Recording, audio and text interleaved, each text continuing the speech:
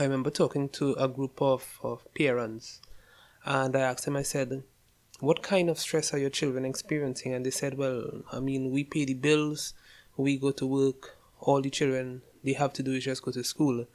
And what was amazing is that these parents didn't see that their children were actually experiencing high levels of stress. What the parents didn't take into consideration is that when a child goes to school and they have to interact with other children who may have a new pair of sneakers, or the child that they're sitting next to might have a new hairdo or a new haircut, or they may talk about they went on a trip to an expensive country, be it real or just a make believe that the child is engaging. But the point is, that child that they're telling the story to, or that child that feels or perceives that they are at a disadvantage or they have a deficit in their family, may actually start experiencing high levels of stress, especially young teenagers, preteens, teenagers. They are still developing in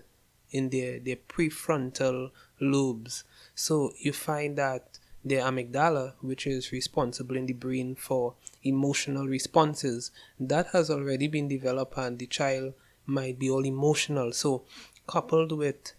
the fact that they might feel they are at a disadvantage, and they are also experiencing high levels of emotion, and the prefrontal cortex, or the frontal cortex that is responsible for thinking and executive functioning, that is not, or it is still developing, and therefore the child may not be able to reason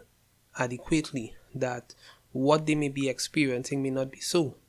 It may be that they're really at a disadvantage, but they may not necessarily recognize that in spite of being at a disadvantage, they do have much more going for them. So that child is now placed in a position where they are highly stressed,